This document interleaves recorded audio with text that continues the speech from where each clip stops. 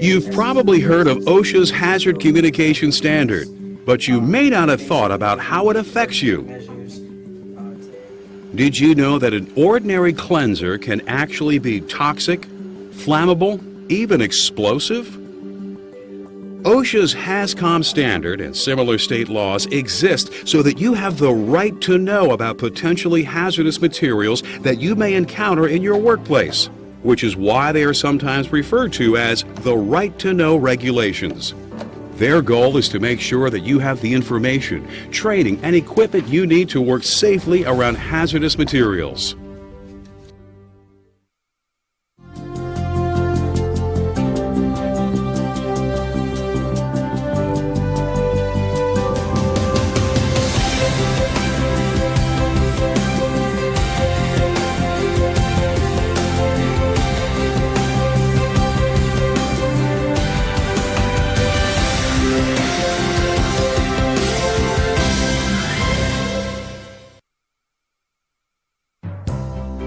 Under the HAZCOM standard, chemical hazard information is communicated to you in 3 ways: safety data sheets, container labels, and your facility's written hazard communication program. A safety data sheet, previously known as a material safety data sheet, is essentially a guide for how to safely use a specific chemical. Chemical manufacturers and distributors provide safety data sheets for each of the products that they sell. Your facility keeps copies of SDSs on file so that you can refer to them whenever necessary. Safety data sheets are a wealth of information about a chemical product, starting with all of the names a chemical goes by and the company that manufactures it. If the product contains hazardous ingredients or may present a hazard itself, this information can also be found on its SDS. While working with a chemical, the SDS will guide you on how to handle and store a chemical and what exposure controls and personal protective equipment to use to protect yourself. If there is an emergency, the SDS will tell you the first aid procedures to follow as well as how to clean up a spill involving the chemical. Safety data sheets all use a format that was created under the globally harmonized system of classification and labeling of chemicals, GHS for short. So it's easy to remember where to look on an SDS for the information that you need. OSHA has also incorporated the GHS labeling specifications into the HAZCOM standard so that all manufacturers' labels will use the same format and provide the same type of information about the chemical they represent. At a glance, the label will provide the material's name and its potential health, fire, and reactivity hazards. It will also list specific precautions to take, situations to avoid, and if necessary, what personal protective equipment to wear when working with the chemical. Before the adoption of the GHS labeling format, all chemical container labels did not present information in the same way. Some labels were written. Some used shapes, numbers, or letters to convey their warnings. Others used symbols or pictures to represent hazards or indicate required personal protective equipment, which could sometimes make it difficult to find the information you needed.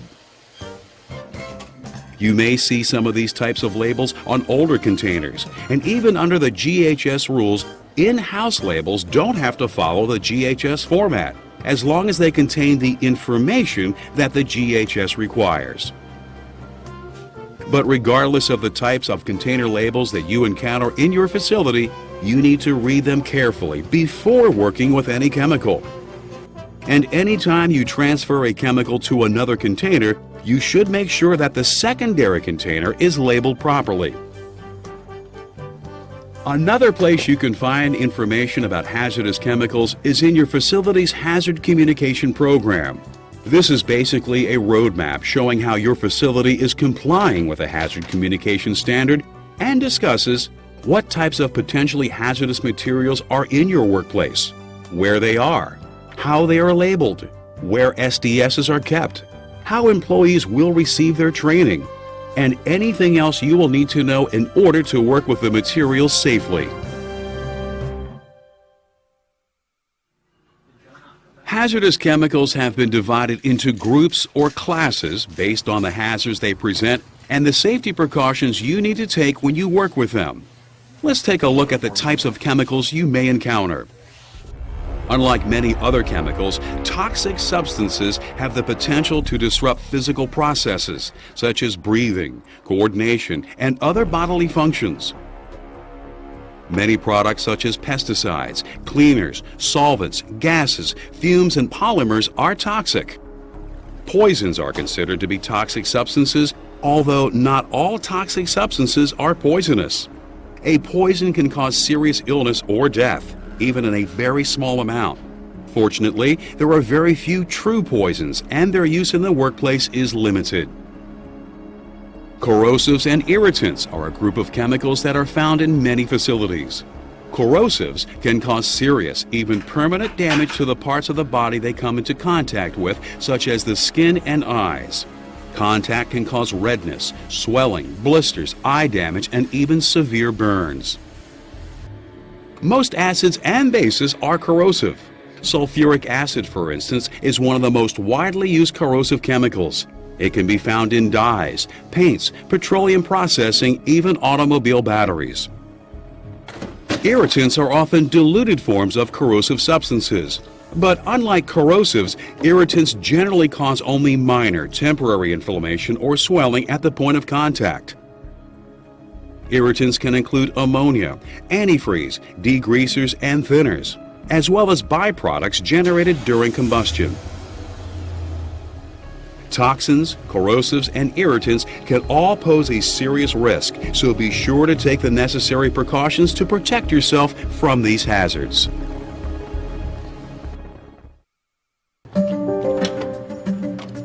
Flammables and combustibles are another common group of hazardous materials. From the gasoline that runs your car to the stearic acid used in common lubricants, many of the materials that we come into contact with can burn. But which substances are flammable and which are combustible, and what's the difference? The key to telling whether a material is flammable or combustible is its flash point. This is the temperature at which it releases vapors that can ignite and burn. Materials that have a flash point of less than 100 degrees Fahrenheit are considered flammable. Gasoline, for example, has a flash point of negative 45 degrees Fahrenheit, which means it's almost always giving off vapors that can burn. To be considered combustible, a material must have a flash point between 100 degrees Fahrenheit and 200 degrees Fahrenheit. Combustibles such as kerosene are much easier to control because they usually have to be heated up before they'll produce burnable vapors. Liquid fuels are not the only flammables and combustibles we have to watch out for. Did you know that paint or rubbing alcohol could cause a fire? These and many other materials, even solids, can ignite easily under the right conditions. Small quantities of flammable or combustible liquids should be stored in containers that hold in vapors and prevent spills.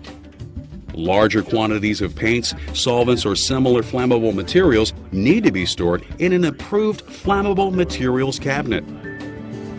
Flammable gases such as hydrogen, propane, and acetylene come with their own unique sets of hazards. They are easily ignited under normal conditions and can cause explosions. And even if they don't catch fire, like many gases, they can drive oxygen out of confined spaces. Another group of hazardous chemicals we need to be aware of are carcinogens and suspected carcinogens. As you may know, these chemicals are often linked to cancer. Normally, the cells in the human body follow a pattern to reproduce and grow.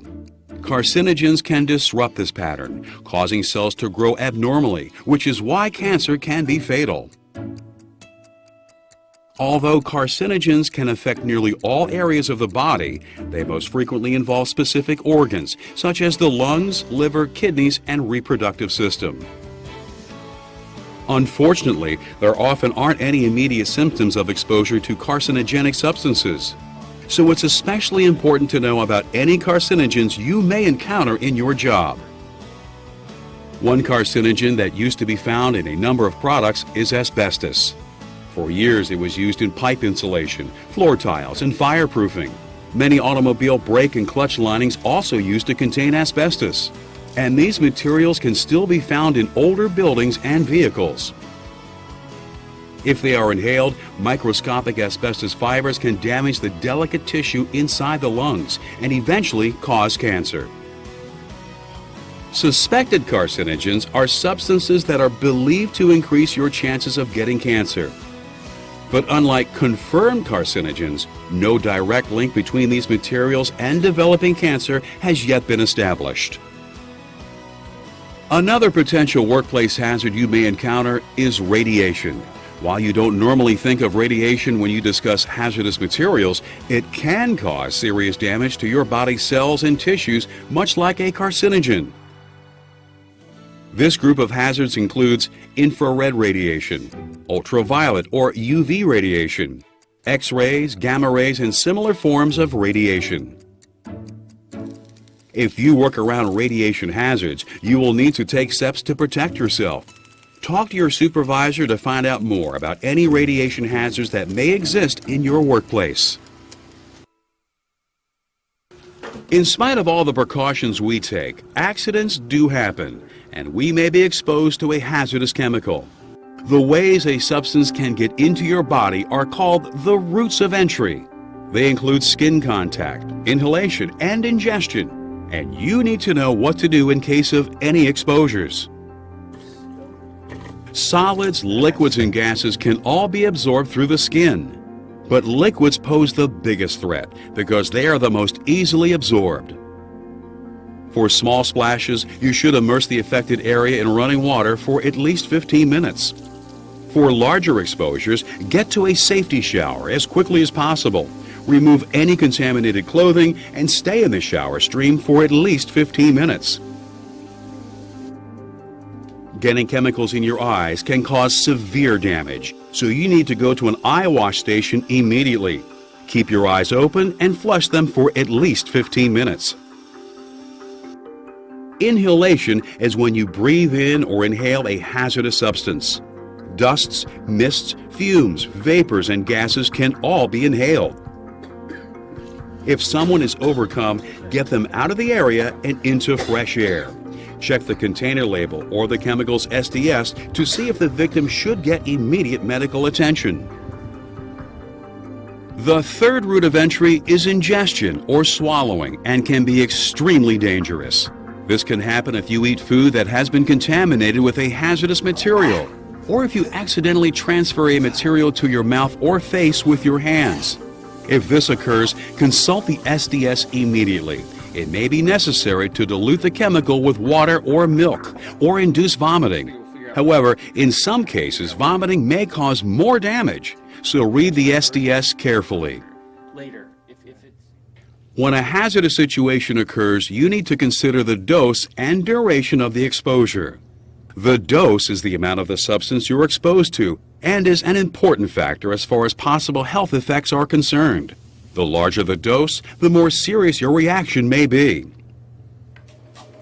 The duration of exposure is the period of time that you're exposed to a substance and is often classified as short-term or long-term exposure. In most cases, a short-term exposure will cause no long-term health problems. However, exposure to some hazards can cause sudden reactions or acute effects such as a rash or burn. On the other hand, long-term exposure to some hazardous chemicals can cause long-term or chronic health effects. However, if the dose and duration are low enough, a hazardous material may not cause any negative health effects at all. Various government agencies have set limits for how much of any substance you can be exposed to safely. This limit is called either the Threshold Limit Value, TLV, or the Permissible Exposure Limit, PEL. You can find the TLV or PEL of any particular hazardous substance listed on its SDS. But no matter what the limits for a hazardous material are, you should get medical attention after any exposure, no matter how minor it may seem. And be sure to supply medical personnel with a copy of the chemical's SDS. One of the things that safety data sheets and container labels tell you is how to protect yourself from any hazardous chemicals that you may work with. So you need to pay particular attention to sections on personal protective equipment. Which equipment you should use will depend on the type of chemical you're working with and the likely routes of entry it can take into your body. Substances that give off hazardous fumes or vapors call for some type of respiratory protection. There are a number of types of respirators and cartridges to choose from, and it's important to get the right ones for the substance you're working with. Chemical splashes can be common with liquids, so some type of skin protection is always necessary. Depending on the chemical, protection can range from gloves to an apron to a full-body chem suit. As we've discussed, our eyes are particularly vulnerable to chemical splashes and need their own protection. For substances whose hazards aren't particularly severe, safety glasses may do. But the best protection is provided by goggles, since they seal to your face. For especially hazardous chemicals, you may need to use a face shield as well. How you store a chemical can also affect your potential for exposure. For chemicals that may emit hazardous vapors or fumes, ventilation is very important. Other chemicals may be sensitive to temperature or humidity, so make sure the environment is appropriate for the materials you're storing. And it should never be difficult to identify the chemicals you're looking for. Storage areas should be organized and well lit. Shelving and racking can make a difference as to whether you're exposed to a chemical as well. It should be strong, stable, and easily accessible. Cramped quarters or awkward reaches can cause spills or damage to containers.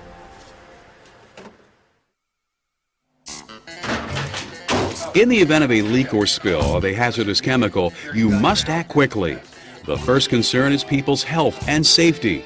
Tend to injuries immediately, evacuate the area if necessary, and notify the appropriate personnel. If the spill is of a flammable or combustible substance, you should remove sources of heat or ignition as quickly as possible. But don't unplug machinery or other electrically powered equipment. This can cause sparks, which could ignite the substance's vapors. If you're going to be involved in cleaning up a hazardous spill, make sure to use the proper PPE and cleanup equipment. Check the SDS or your company's hazard communication program to determine what you need. First, work to contain the spill and minimize contamination. Create a barrier around the spill with an absorbent material. If your facility has a cleanup kit, use it. In most cases, once the spill is contained, you'll need to absorb it with a neutral material. Some substances will require special procedures. For example, you should use non-sparking tools when cleaning up a flammable substance. It's important to remember that you can't just throw hazardous materials into the trash. Many chemicals are classified as regulated waste and must be removed by licensed disposal companies. Check with your supervisor or your facility safety manager if you have any questions.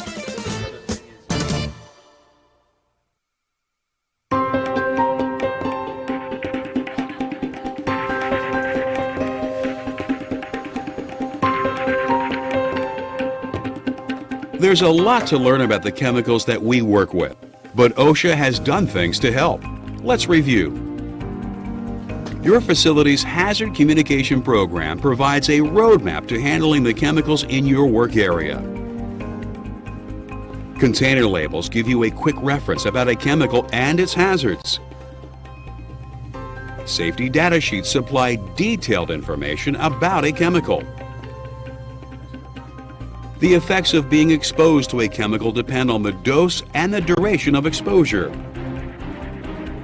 Be sure to wear appropriate PPE when working with a hazardous chemical. And know what to do in a spill or other exposure situation. OSHA's Hazard Communication Standard and other right-to-know laws are there to get us the information we need about the hazardous chemicals we work with. But it's up to you to use that information to work with chemicals safely.